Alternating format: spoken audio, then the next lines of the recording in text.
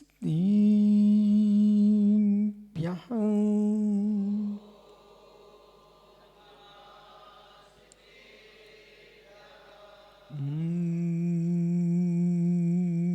नमः सिद्धिभ्यः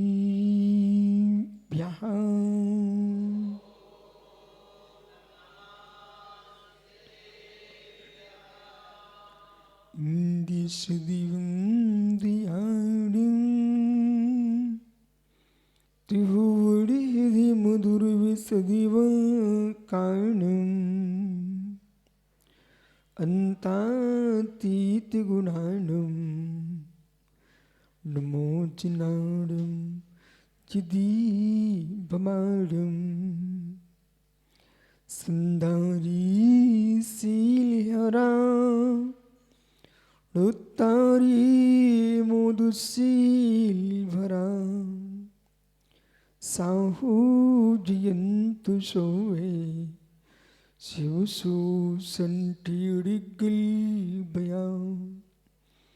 नमो ताणं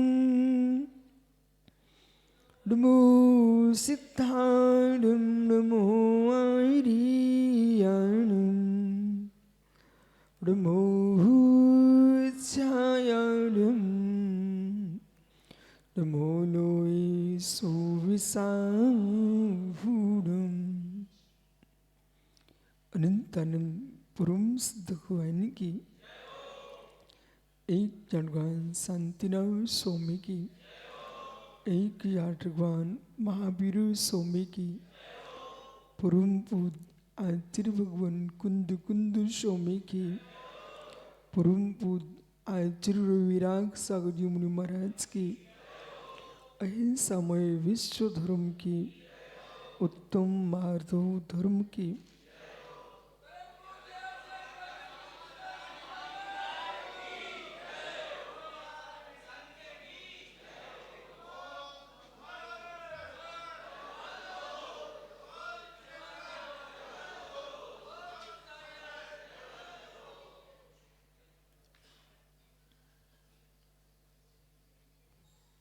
बंधु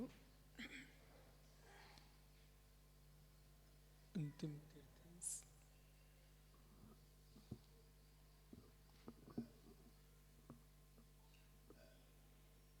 और दुमाइन स्वामी के शासन में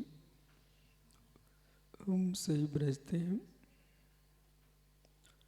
तीर्थंक जनीन की पीयूष देशना जनीन्द्रिवाणी मनुष्य जगत कल्याणी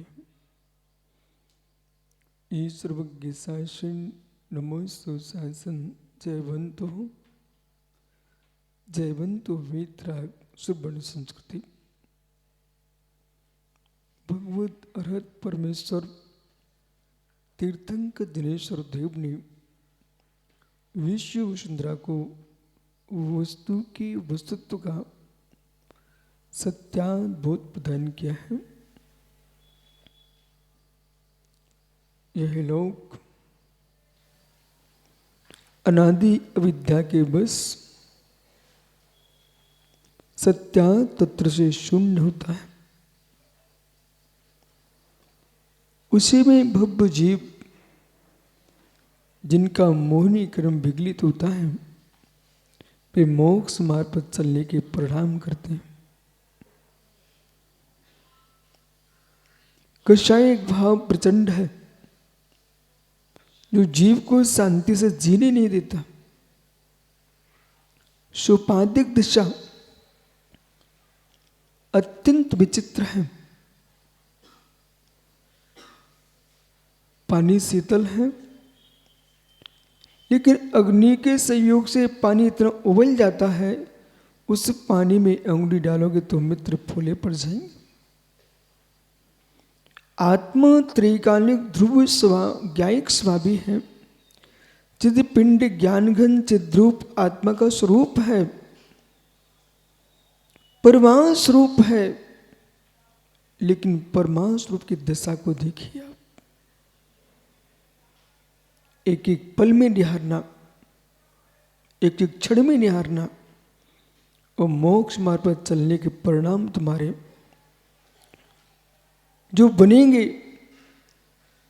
उस शीघ्र ही परिणति कहेगी एक गति नहीं निकलना चाहिए, एक केंद्रीय अवस्था में पहुंचे। उन एक केंद्रीय जीवों से मिलो जिनके चारों ओर कांटे ही कांटे हैं, एक भी हिस्सा ऐसा नहीं है जो कांटों से शून्य हो। उनसे प्रक्षालन करना। तुम्हारा शरीर कांटों से क्यों हो गया? ऐसा कौन सा कर्म किया आपने? और धीरे से वृक्ष की आवाज आएगी, मित्र जो हमने किया है आप मत करना, जो हमने किया वो आप नहीं करना। दूसरों को मैं देख करके मेरे दिल में कांटे चुभते थे। इतना अहंकार था। आज नमन बेटा कोई दुखी नहीं, विश्वास मान कोई भी दुखी नहीं। अपनी कसाई उधार दे, दुख है ही नहीं। दुख है किस बात का? हम सम्मान चाहते हैं, मिल जाए तो सुख महसूस है, नहीं मिले तो दुख है। हम सुंदर शरीर चाहते हैं, मिल भी जाए तब भी तुम सुखी नहीं हो। बोले क्यों? कोई ने प्रशंसा नहीं की। सुंदर शरीर मिल गया लेकिन प्रशंसा नहीं की। एक कर्म की पुष्टि के लिए दूसरा कर्म चाहिए। एक कर्म की पुष्टि के लिए दूसरा कर्म चाहिए। किसी जीव को सुंदर शरीर मिल गया, ऐसा कीर्ति नहीं है तो सुंदर शरीर बना रहेगा। मित्र बेशरम का फूल, बेशरम के फूल से मिलिए। बेशरम समझते ना? बेशरम का फूल कितना सुंदर गोरा होता है, लेकिन गोरे फूल के पास किशोर भैया भौरे भी नहीं जा रहे, तितलियां भी नहीं जा रही हैं। पुष्प सुंदर है लेकिन सुगंध नहीं है। टेसु का फूल रक्त दिखता है, सुंदर है, लेकिन रबसेन भैया सुगंध नहीं है। सुंदरता जिनके पास है, सुंदरता है और सुभगता नहीं है, तो सुंदरता कोई काम की नहीं है। सुंदर प्रिय नहीं होता है, सुभग प्रिय होता है। सुंदर प्रिय नहीं होता है। बहुत सारे लोग आपको गोरे दिखेंगे, गोरे दिखेंगे, लेकिन कोई पूछता ही नहीं उनको। बोले तुम सुंदर हो पर सुभग नहीं हो। लोगों को अच्छे लगते हैं आप, पर तुम्हारी प्रशंसा कोई नहीं करता। ऐसे भी लोग मिलेंगे। सुंदर लगते हैं, प्रिय लगते हैं, पर प्रशंसा नहीं मिलती। मित्र तुम प्रिय हो, सुंदर हो, पर सुयश नहीं है। सुंदर हो, प्रिय हो, पर सुयश नहीं है। कितने लोग हैरान हैं, परेशान हैं। मैं इतना सुंदर हूं, लोग मुझे चाहते हैं, पर मेरी कीर्ति क्यों नहीं है? अब समझो ध्यान से, इतनी बहुत है। ऐसा क्यों हुआ? ऐसा क्यों हुआ? पूरा शरीर कांटों से युक्त है, कर्म फल चेतना भोग रहा है जीव। पूरे शरीर कांटों से युक्त, पूरे कर्म फल चेतना भोग रहा जीव। कितने ऐसे वृक्ष हैं जो कांटे ही कांटे सूखते हैं।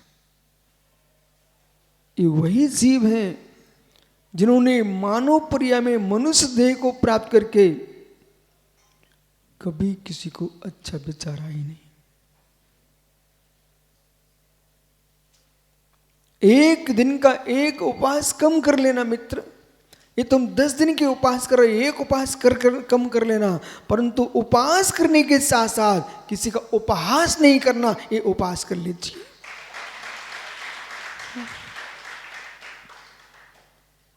प्रत्येक जीव है, किसकी कौन होनहार हो। नीरू भाई हो, रामदास वो भाई दीक्षा लेने जा रहा है। मित्र, समय किसका बदलता है, समय किसका बदलता है, पर जिस मार्ग पर जा रहे हो वो मार्ग कठिन है। बस वो मार्ग कठिन है। 1994 का वो दिन जब बंटी भाई मेरे पास आए, सुब्रत सागरी पिच्छी बन रही थी संघ की। जो बालक मंदिर न जाता हो, गुरुओं के पास न आता हो, संपूर्ण गुण से संपन्न हो, वो अचानक मेरे पास आए। बोले महाराज जी दीक्षा कैसे होती है? ये क्यों,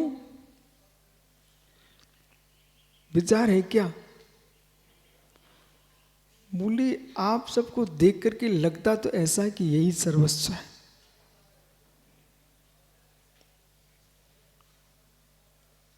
सुन रहा बालक? बंटी भाई मेरे पास है, मैं आचार्य श्री पास लेके गया उनको। एक भव्य जीव आया है, मुमुक्षु, पूरे बीना में चर्चा का विषय बन गया। ये लड़का दीक्षा की इच्छा कैसे रखता है? परंतु सत्य कम में सूरा सो धम में सूरा। जो कर्म में सूर हो सकता है वो धर्म में भी सूर हो सकता है।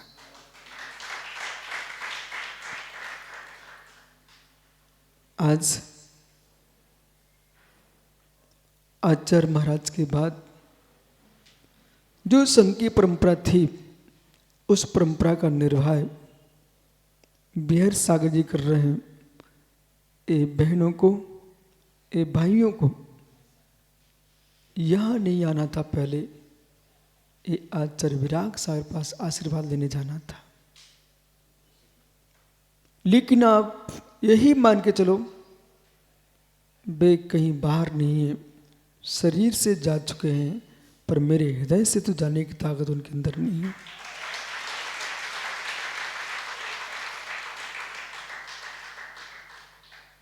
यमराज गुरु की पर्याय को लेके चला गया, पर उनकी आस्था को लेके जाने की यमराज में कोई ताकत नहीं। निर्बल है इस समय, पूर्ण निर्बल है। इसलिए आप 11 के 11 दीक्षार्थियों को ये आचार्य विराग सागर का ही आशीर्वाद मानना, और हमारी पूर्ण भावना है आप इस मार्ग पर चलने जा रहे हो। बहन नीतू, बहन प्रियंका, ऋतिक भाई, राहुल और हरिशन भैया, मार्ग कठिन अवश्य है, पर ये परम सत्य है, वैराग्य से बड़ा कोई आनंद जगत में नहीं है।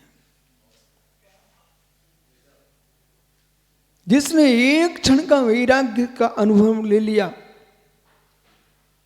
आचार्य परमात्म प्रकाश में योगेंद्र स्वामी ने लिखा है, हे मित्र, कोटि कोटि अप्सराओं के साथ रमण करने वाला सौधर्म इंद्र जीवन पर्यंत जो आनंद बेचता है विषयों का, उस आनंद को एक पलड़े में रखा जाए और एक वीतरागी श्रमण शुद्धात्मा की अनुभूति लेता है, उस सौधर्म के पास जीवन पर्यंत का जो सुख नहीं है वो एक योगी के पास है।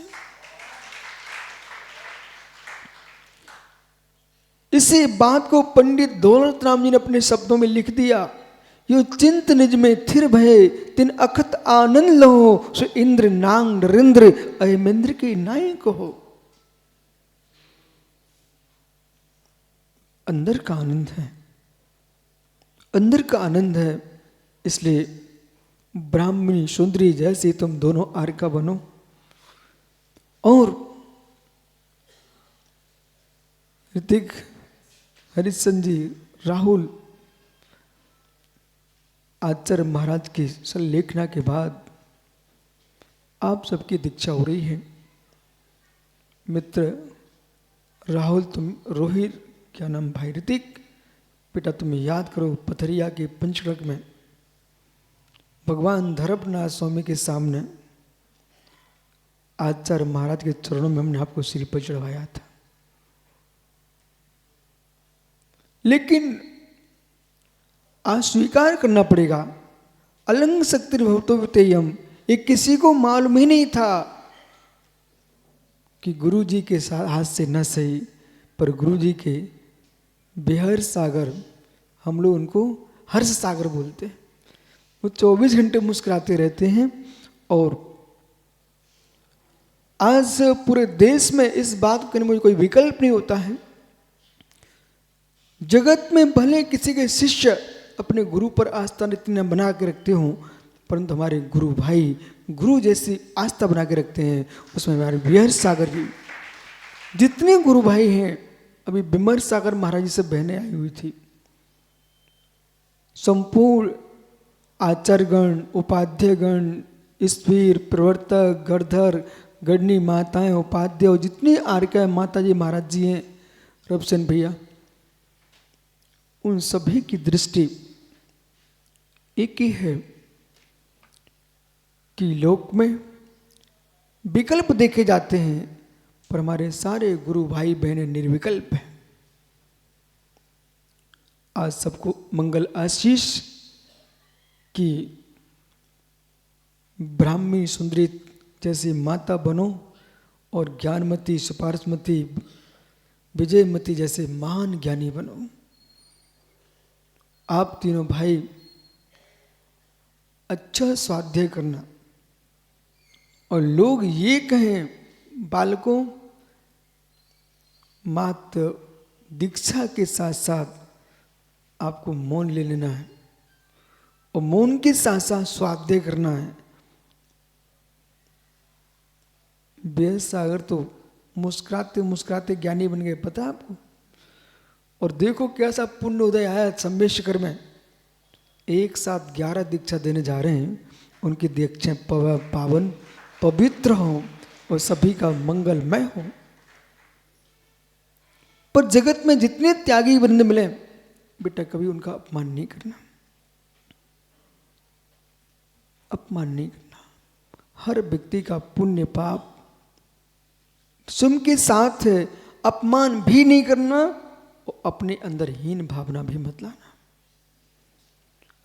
दूसरे का अपमान करना वो अपमान भिन्न है, और मेरे अंदर हीन भावना आए। कोई आपसे अधिक ज्ञानी हो सकता है, अधिक तपस्वी हो सकता है, अधिक यशवान हो सकता है, लेकिन वहाँ ये देखना है कि भाई ये स्वभाव नहीं है,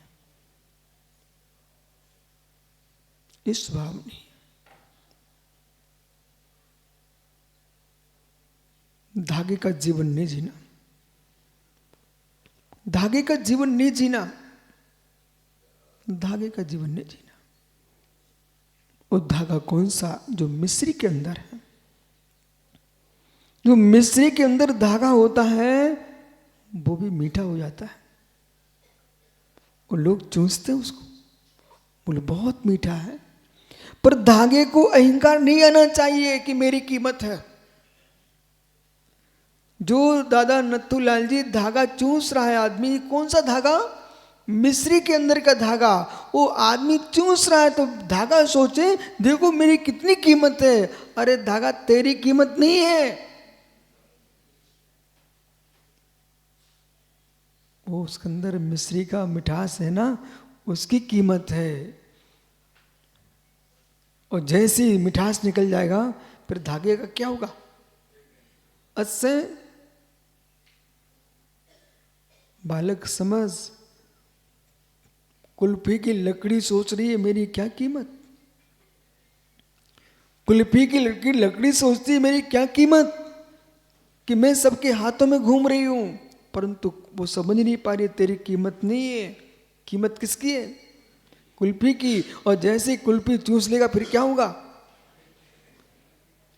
ऐसे ज्ञानियों, जितने यश है, कीर्ति है, ख्याति, लाभ है, पूजा है, ये मिश्री का धागा है मित्र, ये कुल्फी, ये बांस की लकड़ी के ऊपर कुल्फी, जैसी यश समाप्त होगा फिर तो जीव का क्या है? जो है विभूति में कभी अहम में मत डूबना। उत्तम मार्ग और धर्म कह रहा है। हे मित्र,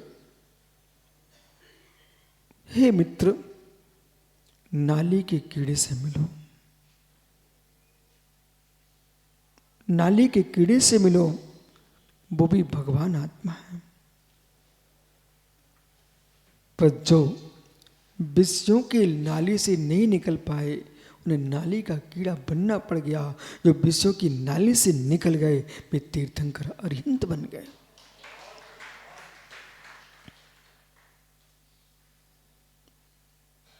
मान जो है जगत का अपमान बाद में करवाता है, मान मानी का ही अपमान करवाता है, अहंकार अहंकारी का ही अपमान कराता है।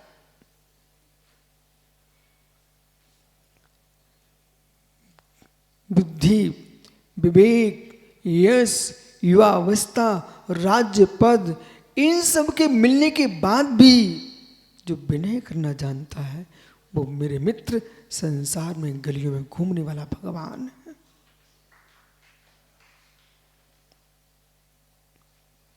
ये सब कुछ मेरा नहीं है, सब कुछ मेरा नहीं है, नहीं है, विश्वास मानिए। मैं तो एक दिन आया था, ये रविसेन भैया समझा रहे थे, लला चलो कपड़े की दुकान खुला देते हैं। सागर, ये नेताजी बैठे ना सबसे आगे, जब मैं आचार्य महाराज पास दीक्षा लेने जा रहा था, इन्होंने बतासा बाजार मुझे पकड़ लिया। वो कहा तुम कहाँ जा रहे हो? राग टपक गया। बोले मैं तुमको दुकान खुला दूंगा। तो मुझे मालूम था जिनकी दुकानें खुली हैं उनसे मिलो, जिनकी दुकानें खुली उनसे मिलो। उनकी आंखों में आंसू है, पर जिनने दुकान छोड़ दी है उनके चेहरे पर मुस्कुराहट।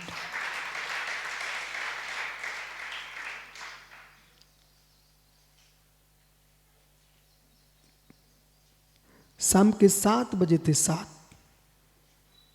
मैं इनका हाथ छुड़ा करके नसिया जी चला गया। महाराज से मिला, आचार्य श्री से, उन्होंने आशीर्वाद दे दिया। वो बहन बोल रही थी ना, अभी कुछ याद नहीं होता था, इसमें कोई शंका नहीं, कोई शंका नहीं, बिल्कुल सत्य बोल रही थी बहन। परंतु ये मैंने ज्ञान प्राप्त नहीं किया है, आपने मंत्र मांगा इसलिए मैं वो मंत्र आपको दे रहा। मेरे जीवन का निर्णय था कि कुछ आता तो नहीं है, लेकिन गुरु के चरणों की सेवा और उनकी बैयावृत्ति करना यही हमसे आता था, और गुरु आज्ञा को भंग नहीं करना, गुरु की छाया बन के रहना। उसका परिणाम मैंने देख लिया कि जगत की दृष्टि में कुछ भी हो, परंतु अपना स्थान लोक के शिखर पर नहीं बनाना, अपना स्थान गुरु के हृदय में बनाना। विनयी शिष्य जो होता है वो गुरु के आंखों से अपना चेहरा नहीं दिखवाना चाहता है, वो गुरु के हृदय में अपना स्थान बनाना चाहता है। वो तभी संभव है, वो तभी संभव है मित्र, पानी जैसा जीवन जीना पड़ेगा। पानी जैसा जीवन जीना पड़ेगा। मार्ग धर्म कह रहा पानी जैसा जीवन जीना पड़ेगा। उस पानी को आप धन्यवाद दो जो मित्र दूध को मावा बनवा देता है और स्वयं खो जाता है, बाष्पित हो जाता है, पर दूध को मावा बना के जाता है। गुरु आपको कभी नीचे नहीं गिराएगा। गुरु शिष्य को ऊपर ही उठाता है, पर शिष्य का सोच ऊंचा होना चाहिए। कभी ऐसा लगेगा कि मुझे नीचे गिरा रहे हैं। बहुत समय मैंने देखा है, बहुत दिन देखे। एक दिन उग्रसेन दादा रवसन जी आए श्रीयांशगिरी में और धीरे से अकेले में पूछते, क्यों विराग सागर परेशान तो नहीं करते? मैंने कहा क्या नहीं?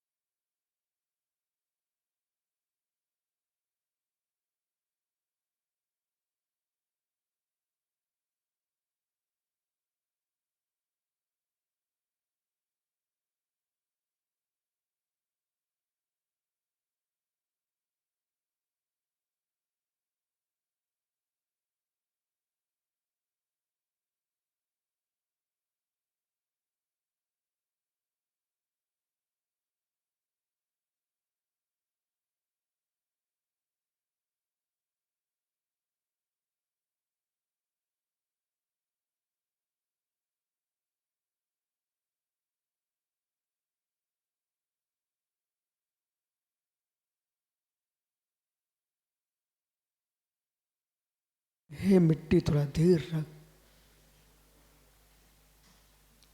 ये जीवन की धारा है। किशोर पांडे जी, मित्र कुंभकार मिट्टी को पैरों से रोनता है, लेकिन मिट्टी से एक समय शब्द निकलता है कि अहो आत्मन तू धीर रख। जो पैरों से रोनता है वो सिर के ऊपर बिठाने लायक बना देता है। जो मिट्टी पैरों से रोंद रही थी वही मिट्टी जो लोंदा बनती है तब भी पिटती है, फिर चाक पर चढ़ा के घुमाई जाती है मित्र, फिर एक धागे से काट दी जाती है। दुनिया मुस्कुराती है, देखो मिट्टी की क्या दशा हो रही है। पर इतने में कुंभकार को शांति नहीं मिलती है, फिर सुखा करके पोत करके और अग्नि में झोंक देता है। अब रो बेटा, अब अच्छे से रो। लेकिन तब भी मिट्टी कह रही है चिंता मत करो, धैर्य रखो। दुनिया में सबसे बड़ी कोई शक्ति है उसका नाम धैर्य है। दुनिया में महत्वपूर्ण शक्ति है उसका नाम धैर्य है। मित्र, जो मिट्टी अग्नि में सिक रही थी, जब वही मिट्टी जब बाहर निकलती है तब पुणे पहुंचते हैं सागर। अजित पंडित जी कहते हैं भाई पंचगढ़ महोत्सव है नादिनी में, इसके मंगल घट यात्रा निकलना है, घट लेके आइए। तो मित्र कहाँ जाएंगे? जो मिट्टी रूंध रही थी आज उसी मिट्टी की कीमत दे करके ये सिर पर रख के लाए। और मित्र, तीर्थंकर का पंचकलंक महोत्सव भी विधान हो, कोई महामंगली काम हो, दुनिया बाद में आती है। सबसे पहले घट यात्रा में मिट्टी का घट सिर पर होता है। अब मिट्टी मुस्कुरा रही थी और दुनिया देखकर हाथ जोड़ रही थी। बोले क्या हुआ? बोले धैर्य रखा, पैरों में रुंधने से, अग्नि में कूदने से आज मेरी कीमत बढ़ गई, मैं सिर पर पहुंच गई। ऐसे शिष्य को यदि शीश पर जाना है, शिष्य वही शीश पर जाता है। और मित्र गुरु के शीश पर नहीं, 3 लोक के शिखर पर पहुंचता है। जो गुरु की डांट को सहन करता है, गुरु के अनुशासन में जी लेता है, वो मित्र दुनिया पर शासन करता है। जो अपने गुरु के शासन में नहीं जी सके, उन पर दुनिया ने शासन किया है। जो अपने गुरु के अनुशासन में जिए, वो दुनिया पर शासन करता है। विनय,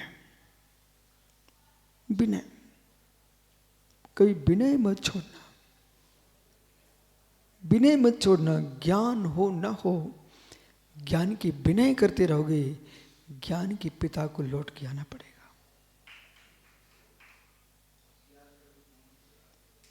हे मित्र, ज्ञान प्राप्ति की कोई उम्र नहीं है। ज्ञान प्राप्ति की कोई उम्र नहीं है। जीवन के अंतिम श्वास तक ज्ञान अध्ययन करते रहना चाहिए। मित्र, ये श्रुत ज्ञान का अभ्यास केवल ज्ञान प्राप्ति का अभ्यास है। विनय, ज्ञान विनय। मार्जव धर्म कहता है विनय सीखो, विनय सीखो। विनय बिना निष्फला विद्या, विनय के बिना संपूर्ण विद्या निष्फल है। कितनी ज्ञान हो जाए वो विनयशीलता नहीं है, उसकी सारी विद्या निष्फल है।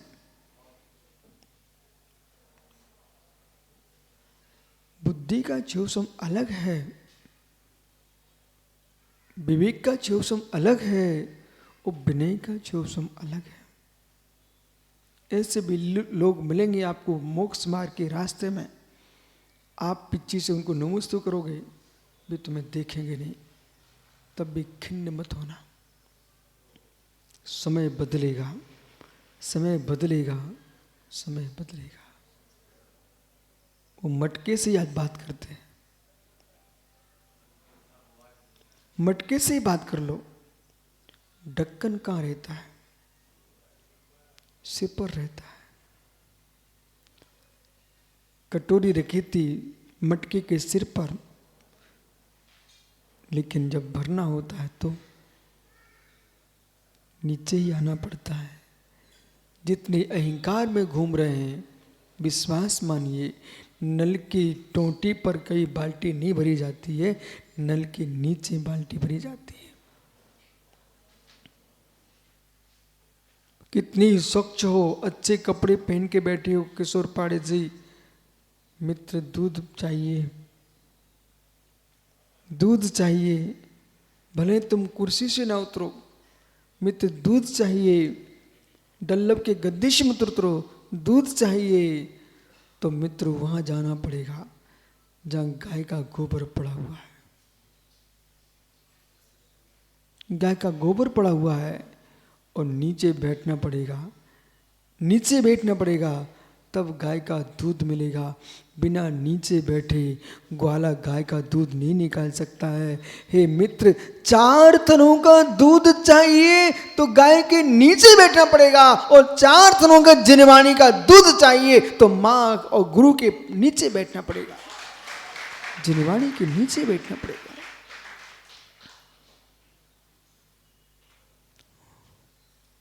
ज्ञानी बनना है तो गाय के दूध से मिलो। आज तक कोई भी गाय ने दूध उसके सींगों पर बैठकर नहीं निकाला गया। बीरेन भाई, गाय के सींगों पर बैठ करके दूध किसको मिला? किसी को नहीं मिला। तुम कितने बड़े सेठ जी हो, लेकिन दूध निकालना है तो गाय के नीचे आना पड़ेगा। इसलिए चाहे शिष्य बनने वाला जीव राजकुमार हो, राजकुमारी हो, शेठ पुत्र पुत्रियां हो, लेकिन तुम किसी भी स्थान पर हो, पर गुरु से ज्ञान प्राप्त करना है तो आपको जमीन पर बैठना ही पड़ेगा। अहंकार में ज्ञान कहां, अहंकार में ज्ञान कहां, और ज्ञानी को अहंकार कहां। ज्ञानी को अहंकार नहीं होता। हर व्यक्ति को अपनी योग्यता का बोध होना चाहिए। हम गुरु से कितने ऊपर उठ जाएं, लेकिन तब भी गुरु के नीचे रहना।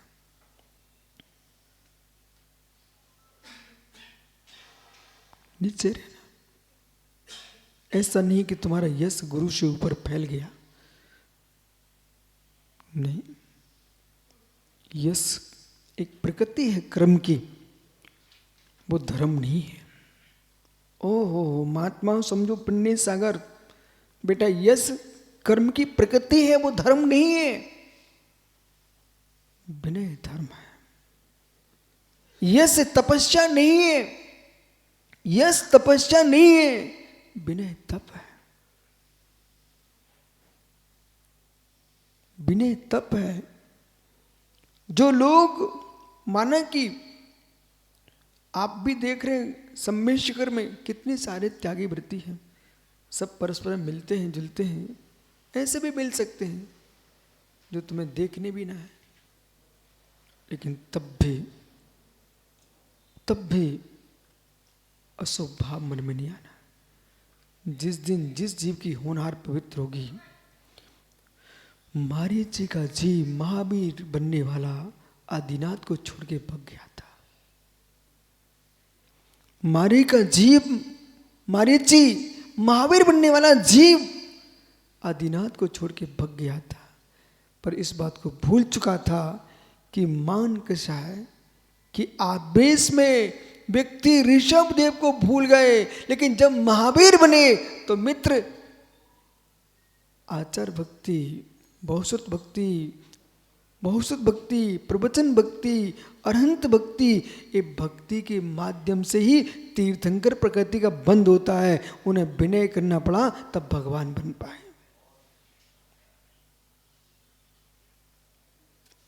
सोलह कर्ण भावना में सर्वाधिक भावनाएं किसकी माता हो? भक्ति की है। 16 कर्ण भावनाओं में सर्वाधिक भावना किसकी है? भक्ति की है। जब व्यक्ति के अंदर भक्ति उमड़ती है तो विनय अपने आप झलकती है।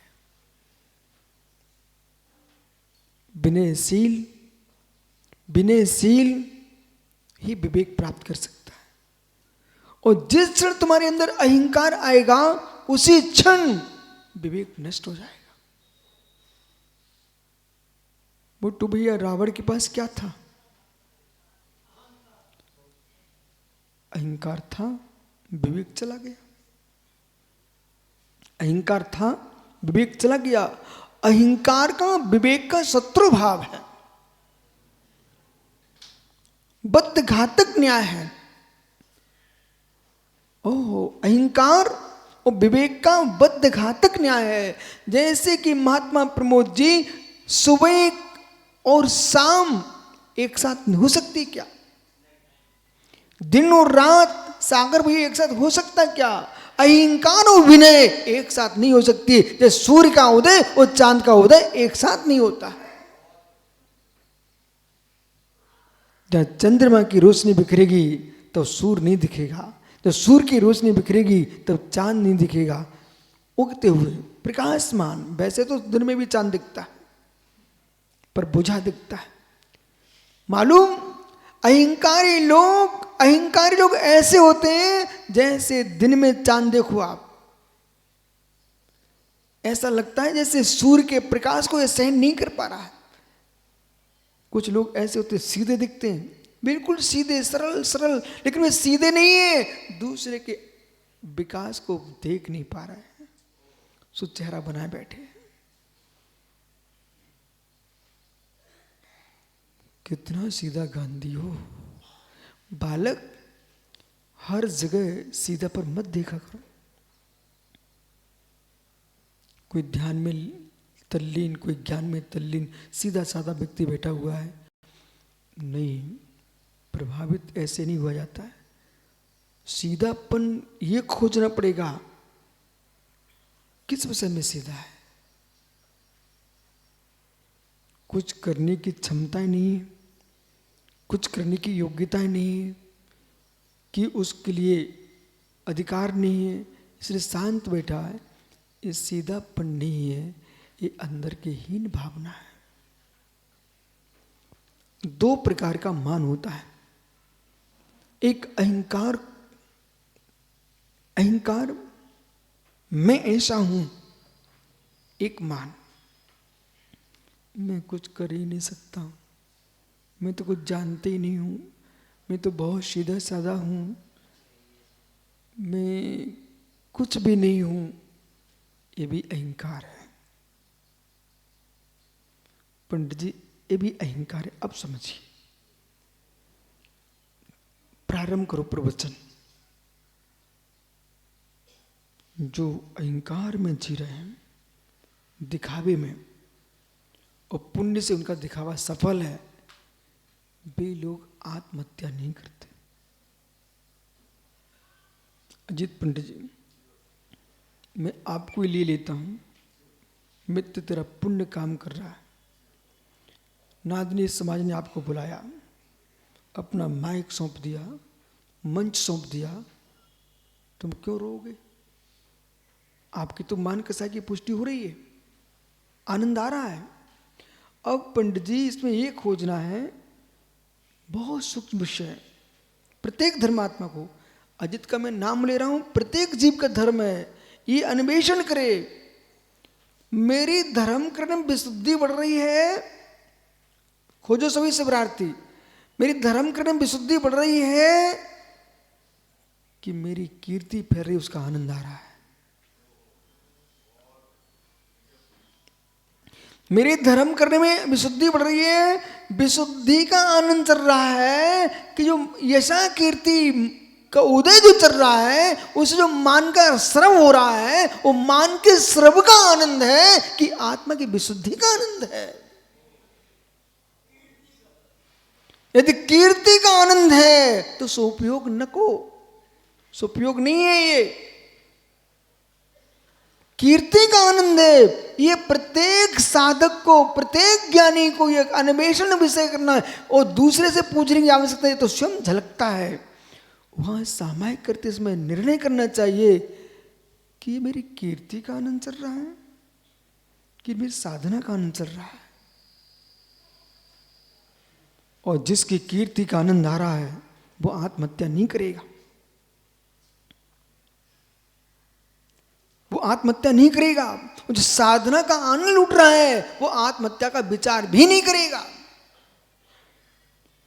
पर जिसके अंदर कीर्ति भी नहीं है, द्रव्य साधना परिपूर्ण है और भाव साधना नहीं है, ऐसा हीन भावना में जीने वाला जीव आत्महत्या कर लेता है।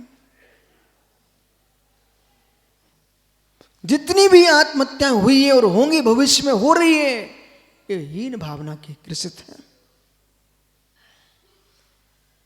इसलिए माता पिता का कर्तव्य है, और जो यशवान लोग हैं उनका कर्तव्य है, ये तुम दयालु हो, दयालु हो तो अपने छोटों की भी प्रशंसा कर दिया करो, उसकी आत्महत्या से रक्षा हो जाएगी।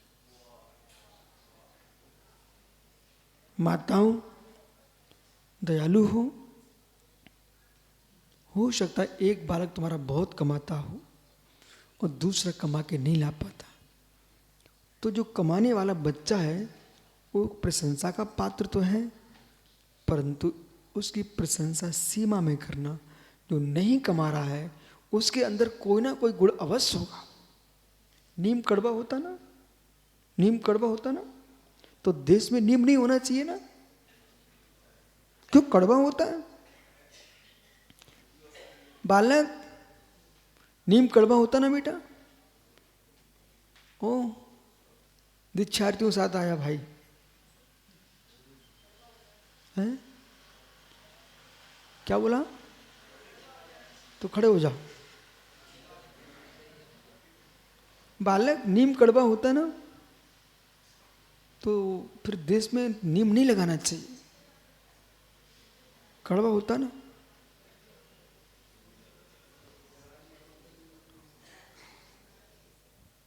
मित्र, नीम की कड़वाहट कोई मत देखिए। जब खुजली हो जाती ना तो मिश्री काम में नहीं आती, नीम का पानी काम में आता है। समझ गया?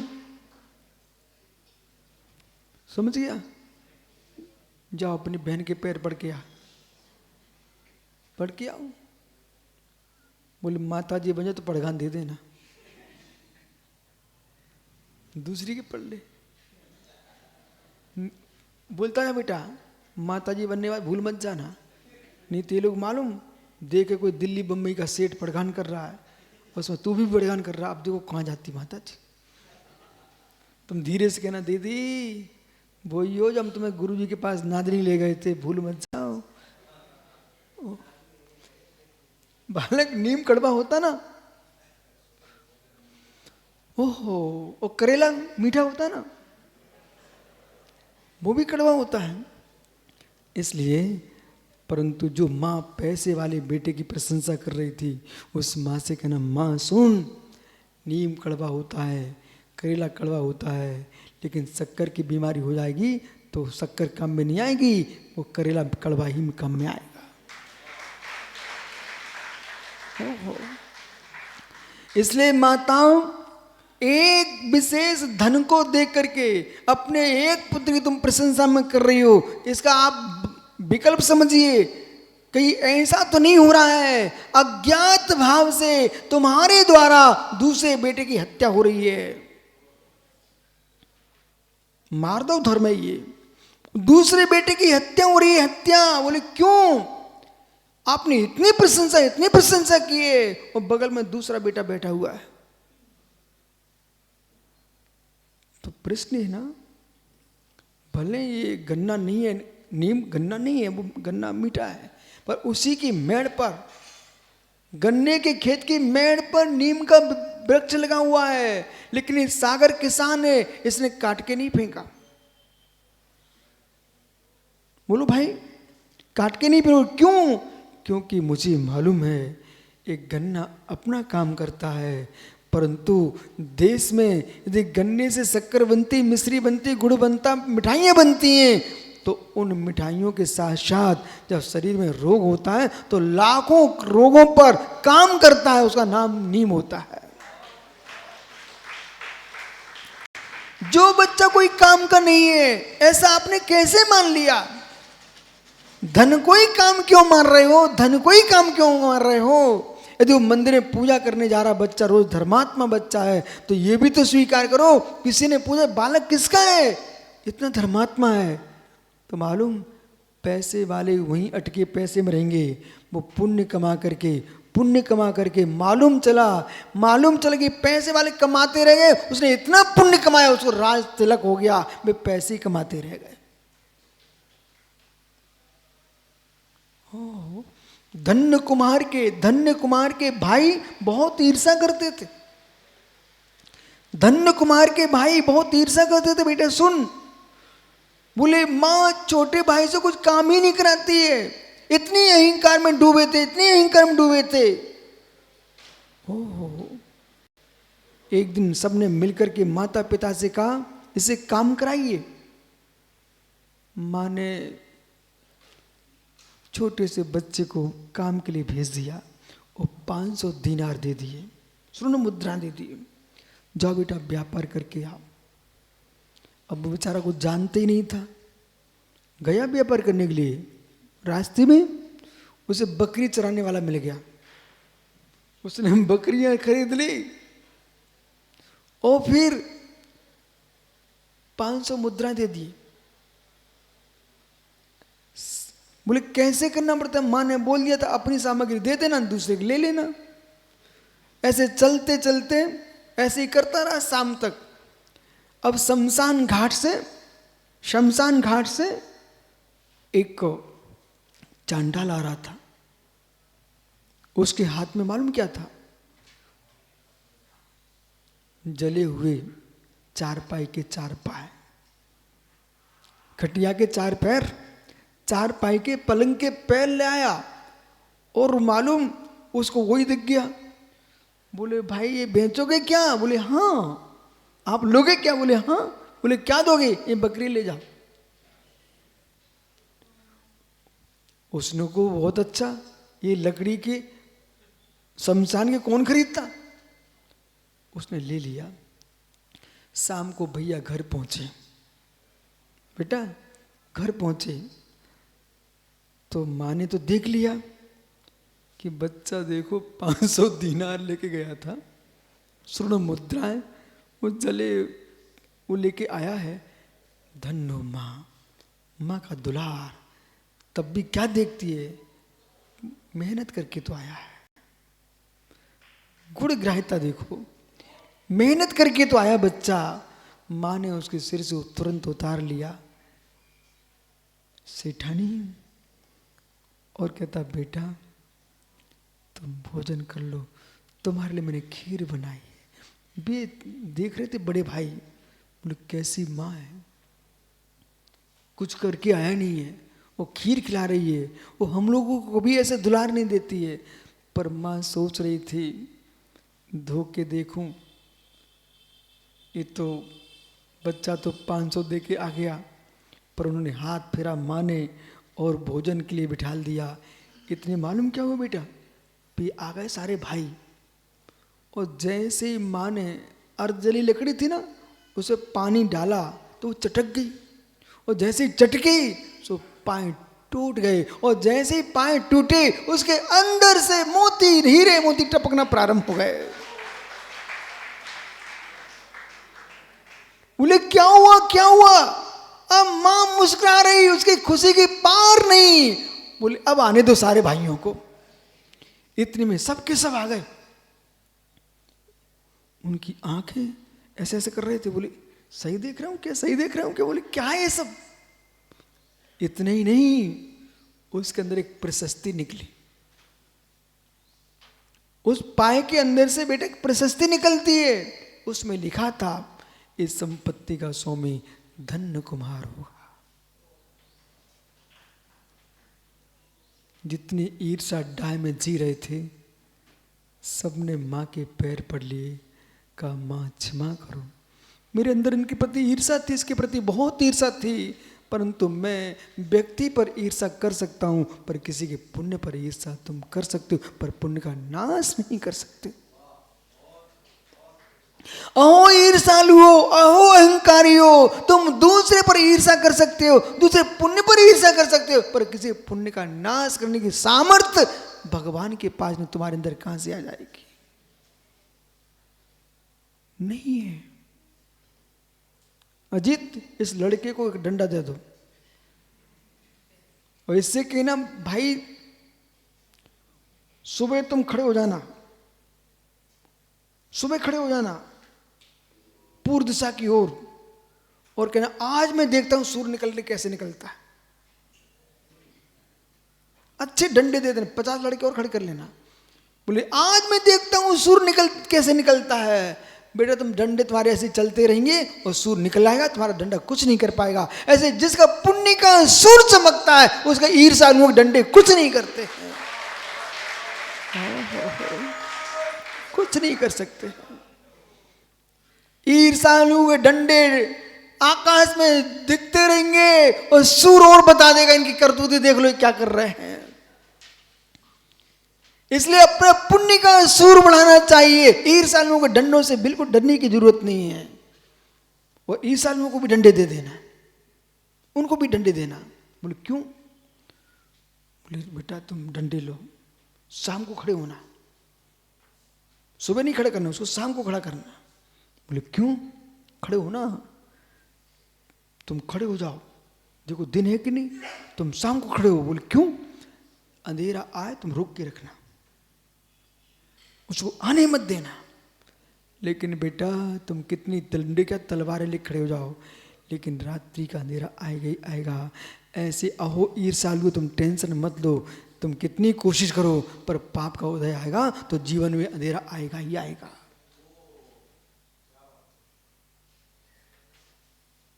आएगा। मत झुलसो, मत झुलसो किसी से।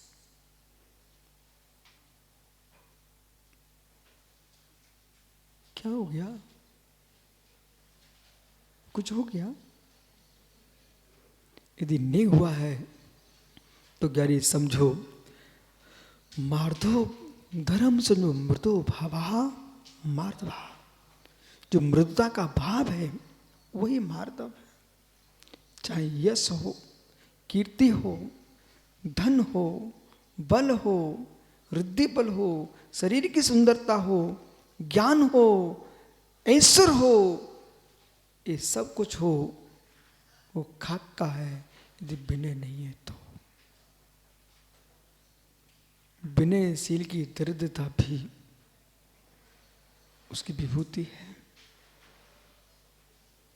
विनयशील की दरिद्रता भी विभूति है। वो विनयहीन का ऐश्वर्य भी पूरा पुण्य का मल है।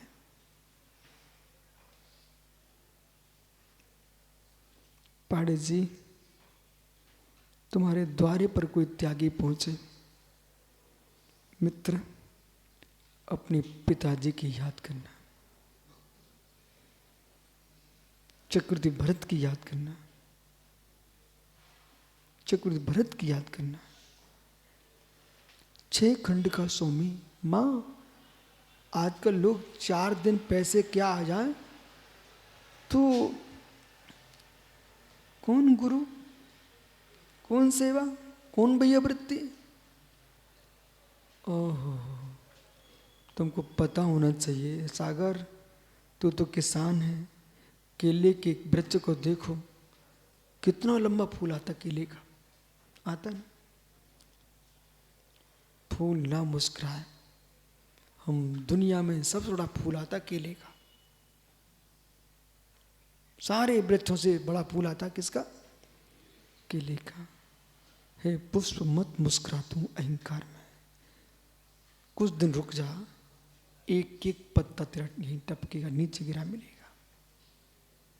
बेटा, माट साहब, बड़ा गांव, बड़नगर, दुनिया से कह देना, केले के फूल को देखो, एक एक पत्र गिरता नीचे टपकता, आप देखा? फल आता रहता है, फूल गिरता रहता है। हे ज्ञानी, हे ज्ञानी, बेभव पर क्या इतरा रहे हो? बेभव पर क्या इतरा रहे हो? बेभव पर क्या इतरा रहे हो? इतराओ तो बेभव पर इतराओ। वैभव के लिए मुनि नहीं बना जाता, बेभव के लिए मुनि बना जाता है। वैभव नहीं, बेभव। बेभव, भव से शून्य हो जाऊं इसलिए साधु बना जाता है। बेभव, पुष्प झर जाता है, पुष्प झर जाता है। ओहो, ये ज्ञान था चक्रवर्ती भरत को। सागर, महाराष्ट्र की देहरी पर आपको मालूम चल जाए कोई नगर में साधु आए हैं, उस गांव के लोग पड़घान नहीं कर रहे हैं, वे चेहरे देख के पड़घान करते हैं, मैं तुम नांद से चौका लेके पहुंच जाना, तुम कहना तुम चेहरे देखो, हम दिगंबर देख के पड़घान करते हैं। आसपास जितने गांव तुम्हारे अड़ोस पड़ोस के हों, आपको मालूम चल जाए कि नगर में साधु हैं और कोई पड़घान के लिए खड़ा नहीं हो रहा है, मित्र आप नादनी में नादनी की माताओं को लेके पहुंच जाना, वो कहना मां अपना जन्म इसलिए हुआ है कि पंचम काल में आकर के हमको धरती के देवता मिल रहे हैं, इनकी सेवा नहीं कर सके तो मेरा जन्म व्यर्थ है। वहां तुम पहुंच जाना। और वो लोग कहें तुम क्यों आए, तो उनके पैर छू लेना, बोले हमारा अवभाग्य है, आपने मुझे अवसर दिया है कि मैं यहाँ चौके लगाने आया। ये नहीं कहना तुमने नहीं लगा सो मैं आया हूं, बिल्कुल नहीं कहना, आपने मुझे अवसर दिया है इसलिए मैं आया। मित्र, लाठी से नहीं मारना, एहसान से मारना है।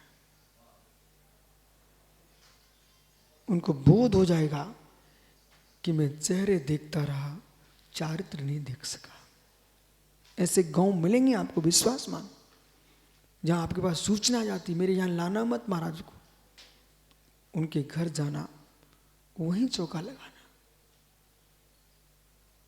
किशोर पांडे जी चक्रवर्ती भरतेश द्वार पर खड़ा हुआ है, सोच रहा है कब मुर्राज आएंगे, कब मुर्राज आएंगे। मित्र सेनापति पूछता है, स्वामी उदास क्यों हो?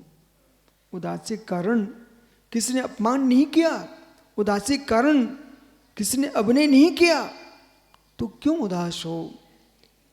ये हाथ हाथ नहीं, ये मस्तिष्क मस्तिष्क नहीं।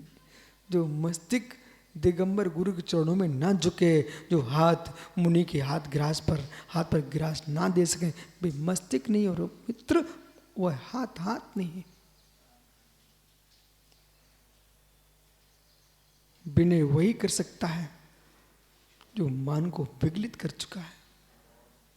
नमन, बेटा चेहरा देख के साधु के पास नहीं जाना, दिगंबर मुद्रा देख के साधु के पास जाना। सुना सभी शिवरार्थियों ने, आज मार्दव धर्म है, आज तुम यही सीख के यहां से जाना है कि डमो लोई सब साहुरा, डमो लोई ज्ञान विनय, दर्शन विनय, चारित्र विनय, तप विनय, उपचार विनय। गुरुओं के आगे आगे नहीं दौड़ना। सच्चा शिष्य होता ना, गुरु के सामने अनुशासित बैठता है। भगवान भी आ जाए अपने गुरु के सामने, भगवान से बात नहीं करता, वही सच्चा शिष्य होता है।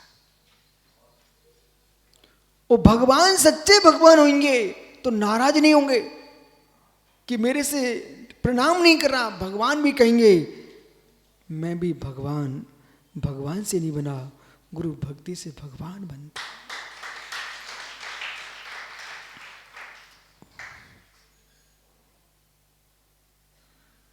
बालक सुन रहा ना मित्र, ऐसा नहीं, ये पीछू बड़ा जादू है बेटा, उसको झेलने वाले बहुत कम लोग मिलते हैं।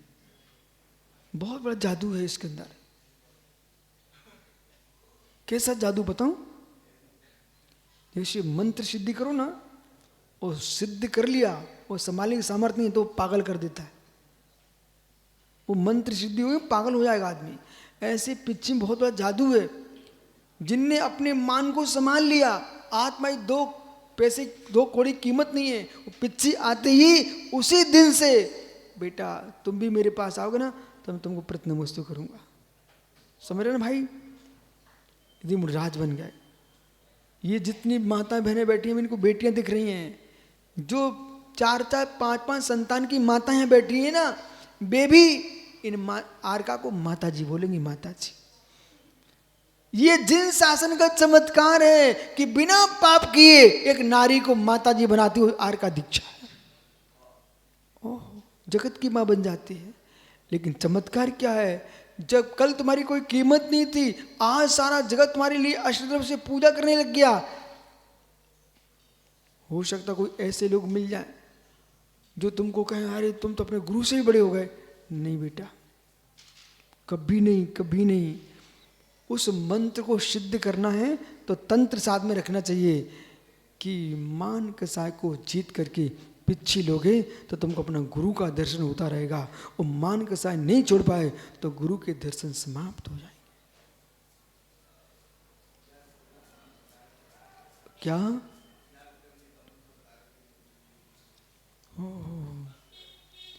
याद करने का मन चाहिए पंडित जी को। पंडित जी, मैं तो भिंडी के चैत्यालय मंदिर में आचार्य श्री पास गया था। उन्होंने कहा याद हो गया क्या? द्रव्य संग्रह पढ़ा रहे थे, 8 दिन तक एक गाथा याद नहीं हुई तो फिर कैसे गुरु को चेहरा दिखाता? सो वो आंखों में आंसू टपकने लगे। उन्होंने चेहरा देखा कि बालक रो रहा है। अब आपको विश्वास हो जाएगा। एक दिन आचार्य महाराज ने थोड़ा मुझे डांट दिया। वो कहा नीचे उतर जा। सुनो, सो मैं तो नीचे उतरने लग गया। दूर से एक आवाज आई, इधर आओ। मैं फिर चला गया। उसके बाद एक आवाज आई, कोई रो रहा है। मैंने मुड़ के देखा, गुरुजी की आंखों में आंसू थे। उन्हीं की आंखों में आंसू थे। मैं फिर से पहुंच गया। क्या बोलते? नहीं बेटा, तेरा कोई दोष नहीं, इस सामने वाले भड़का रहे। मैंने कहा मुझे तो विश्वास था, आप मुझे डांट ही नहीं सकते थे, क्योंकि मैंने आज तक ऐसा कोई काम किया नहीं जिससे आप डांटो। उन्होंने यूं किया, बस उन्होंने यूं किया और हमने यूं किया, बस काम हो गया। यही मंत्र है।